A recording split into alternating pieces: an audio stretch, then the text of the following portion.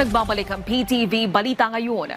Umabot na sa mahigit 2.3 milyon na estudyante ang nakikinabang sa Free Higher Education Program ng pamahalaan. Ayon sa Commission on Higher Education o CHED, nasa 713,000 na learners ang nakatanggap ng subsidiya para suportahan ang kanilang pag-aaral. Dagdag pa ni CHED Chairperson Shirley Agrupis, malaki ang naitulong ng pagsasabatas sa Republic Act No. 10931 o ang Universal Access to Quality Tertiary Education Act para maipagpatuloy ang pag-aaral ng mga estudyante. Sa ngayon, nasa 101 institutions ang nagbibigay ng free tuition coverage sa bansa. Nag-courtesy call si boxing icon at dating Senador Manny Pacquiao kay Pangulong Ferdinand R. Marcos Jr. Yan ay matapos ang naging laban ni Pacquiao sa WBC welterweight title laban kay Mario Barrios sa Las Vegas, Nevada noong nakaraang buwan. Ipiresenta ni Pacquiao sa Pangulo ang kanyang WBC belt at iniregalo ang set ng gloves. Kamakailan, napabilang si Pacquiao sa Hall of Fame.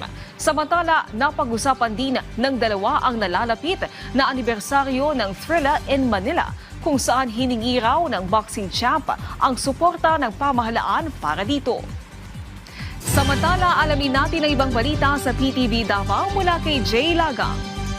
Mayong adlaw, kapin gatos ka lumber ang nakumpiska sa Department of Environment and Natural Resources kon DNR Region 12 atul sa multi-agency operation netong Agosto 21 ning tuiga sa Maitom, Sarangani. Sumala sa report sa DNR Region 12, ang nasakmit ng mga forest products gikan sa punuan sa Yakal ug Lawan nga ginagamit sa dili otorisado nga paghimo og bangka. Ang nakumpiska nga lumber adunay sukod nga kapin 3,400 board feet ug gibadabanaang nga nagkantidad og kapin 157,000 pesos. Sa inisyal nga assessment, posible nga nagpahigayon og illegal nga operasyon sa protected forest zone sa lugar.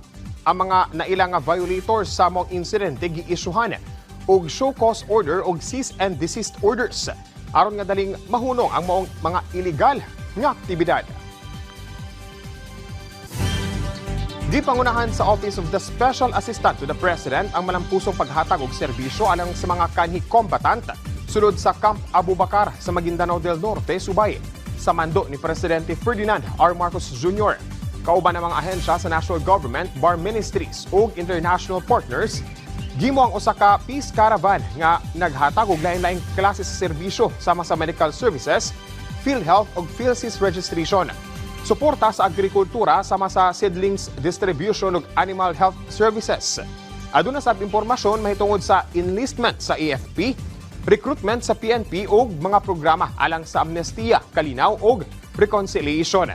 Kini nga caravan nagpamatuod nga ang panaghiusa og pagtinabangay sa matag sektor dagong tabang sa pagpalambo sa kanhi kampo sa mga nakigbatok sa gobyerno ngadto na sa malinawong komunidad. Ug mo kadto ang mga nagunang balita dinhi sa PTV Davao. Ako si Jay Lagang. Mayong adlaw. Daghang salamat, Jay Lagang. At yan ang mga balita sa oras na ito.